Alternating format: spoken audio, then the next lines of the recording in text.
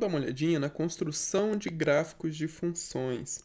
Então, a gente precisa de três coisas na hora de construir um gráfico de uma função. A gente precisa construir uma tabela com valores de x escolhidos de forma conveniente no domínio e com valores correspondentes para y igual a f de x. Assim, por que valores convenientes? Porque, tipo assim, algumas funções têm infinitos valores, são definidas no conjunto dos números reais. Então, obviamente, eu não vou calcular todos os valores, né? Então, eu vou pegar alguns pontos ali que são mais interessantes para mim. E o segundo passo é associar um ponto do plano cartesiano a cada par ordenado da tabela, né? Cada par ordenado xy. Tranquilo, a gente já sabe fazer isso, já fizemos um monte de vezes. E marcar um número suficiente de pontos até que seja possível esboçar o gráfico da função. Olha só, se a gente tem uma função dada por 2x mais 1, e o domínio dessa função são os pontos 0, 1 e 2. Nesse caso, eu vou conseguir calcular para todos os pontos do domínio, né? Então, eu vou gerar aqui a minha tabelinha. Eu vou ter a tabela com os valores de x e os valores de y. Y é igual a 2x mais 1, certo? Olha só. Para x igual a 0, eu vou ter 2 vezes 0 mais 1. Estava pensando em y, que o y vai aqui, ó. Então, isso daqui vai ser igual a 2 vezes 0, 0 mais 1, que é igual a 1. Então, aqui eu tenho ponto 1. E para o valor de x igual a 1? Para o valor de x igual a 1, eu vou ter y igual a 2 vezes 1 mais 1. Isso daqui é igual a 2 mais 1, que é igual a 3. Então, eu tenho ponto 3 aqui. E para o valor de x igual a 2? Para o valor de x igual a 2, eu vou ter y igual a 2 vezes 2 mais 1, que é igual a 4 mais 1, que é igual a 5. Então, eu tenho aqui o valor 5. Aí, eu construí a minha tabelinha com os valores de x e os correspondentes valores de y. Agora, o que eu vou fazer? Eu vou traçar o gráfico. E para mim traçar o gráfico, eu vou utilizar o auxílio aqui dessa folha quadriculada. E assim, ó, a gente vai ter aqui o eixo y e o eixo x. Para x, eu tenho os valores 0, 1 e 2. Para y, eu tenho os valores 1, 3, oh, Jesus Cristo. 1, 2, 3, 4. Eu vou colocar o 5 aqui, tá? Pronto. Aí, ó, pro 0, a gente tem o ponto 1. Pro 1, eu tenho o ponto 3. Pro 2, eu tenho o ponto 5. Galera, perceba, isso que você tá vendo aí na tela, isso daqui é o gráfico da função. Não vai bancar o esperto e vir aqui, pá, não, tá? Porque nesse caso, repara no nosso domínio. Nosso domínio tem 3 pontos, então o nosso gráfico também vai ter 3 pontos. Agora, vamos ver um caso em que essa função é definida para o conjunto dos números reais.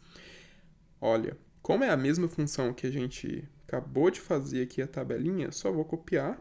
Só que agora, pessoal, está definida no conjunto dos números reais. Então, sempre vai ter alguns correspondentes. Por exemplo, correspondentes entre esses números aqui, ó. Por exemplo, aqui no meio eu vou ter um correspondente. Olha só. O que a gente pode fazer aqui é traçar uma reta, ó. Então, mais ou menos assim, tá? Porque, ó, aqui no meio eu vou ter um correspondente, mais ou menos aqui. Aqui no meio vou ter um correspondente, mais ou menos aqui, tá? Tá muito fora de escala, porque assim, quando eu faço na mão, fica meio zoado. Isso aí no caderno também deve ficar meio complicado, né, de fazer. Mas assim, se tiver definida no conjunto dos números reais, e você vê que é uma função desse tipo, você marca alguns pontos e aí você traça o risco, porque aí você está representando os pontos que está ali no meio também. Mas aqui em cima, ó, o domínio é composto por apenas 3 pontos, então o nosso gráfico também vai ter só 3 pontos.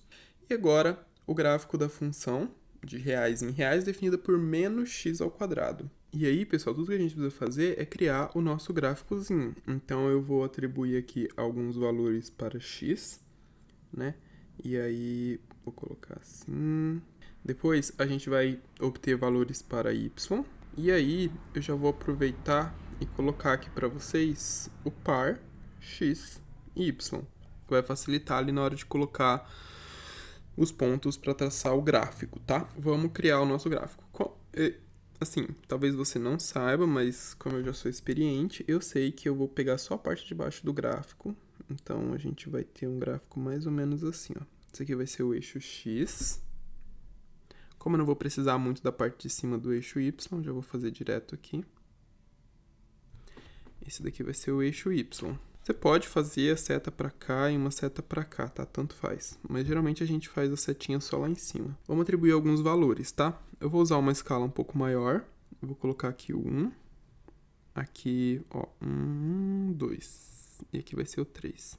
Aqui eu vou ter menos 1, menos 2. E aqui, obviamente, o 0, né? Vamos pegar alguns pontos aleatórios. Tipo, ponto menos 1,5. Ponto menos 1,5, se eu fizer menos 1,5 ao quadrado, olha só, y é igual a menos x ao quadrado, certo? Nesse caso, eu estou pegando x igual a menos 1,5. Se eu pego x igual a menos 1,5, então o meu y vai ser igual a menos 1,5. Oxi, o que eu estou escrevendo? Menos 1,5 ao quadrado. Menos 1,5 ao quadrado vai dar, mantém o sinal de menos que está aqui fora, isso daqui vai dar 2,25. Beleza, então o meu valor de y é menos 2,25. Ó, dá negativo, porque eu tenho um número negativo elevado ao quadrado, isso sim dá um número positivo, ok? Mas eu tenho um sinal de menos aqui fora, tá? Por isso dá menos 2,25. E aí, vou pegar o valor menos 1. Para menos 1, eu vou ter menos 1, tá? Ó, galera, basta substituir aqui, ó, menos 1. E aí, menos 1 ao quadrado vai dar 1 e o sinal de menos que tá ali na frente, tá? Por isso dá menos 1. Se eu pegar 0, 0 é fácil de ver que dá 0, né? Vou pegar 0, dá 0. Se eu pego 1, se eu pego 1, aí já muda, porque eu tenho 1 positivo aqui dentro.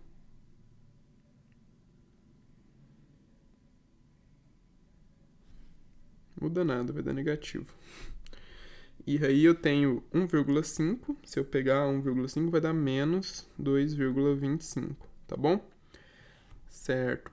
O par ordenado xy, então, será o par menos 1,5, ponto e vírgula, menos 2,25, tá?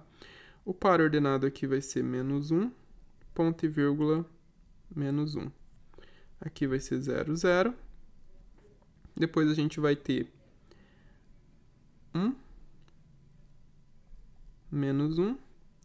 A gente vai ter 1,5, ponto e vírgula, menos 2,25. Esse do ponto e vírgula eu já expliquei para vocês, né? Às vezes a gente pode usar vírgula, a gente pode usar ponto e vírgula. Se eu não uso ponto e vírgula aqui, pode virar uma confusão danada, né? Não sei mais nem quem é quem. Não sei se é 2, se é 5, menos 2, vai saber, né? Então, ponto e vírgula. Certo, agora vamos colocar essas coordenadas aqui no plano, né? Então aqui eu vou ter menos 1, aqui eu vou ter menos 2, e aqui eu vou ter menos 3. Ora. O primeiro ponto é menos 1,5, ou seja, daqui até o menos 2,25, ou seja, mais ou menos aqui.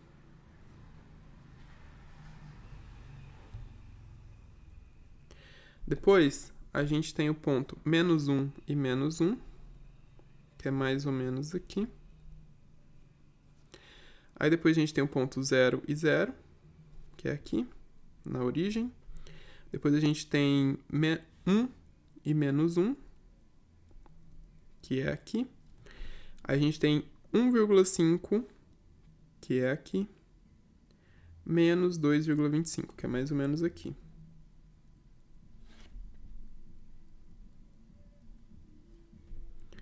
Oxi, que eu coloquei no lugar errado aqui, foi mal, pessoal. Aqui, ó, é o 0,5, tá? O menos 1 vai estar aqui, ó, menos 1,5, tá?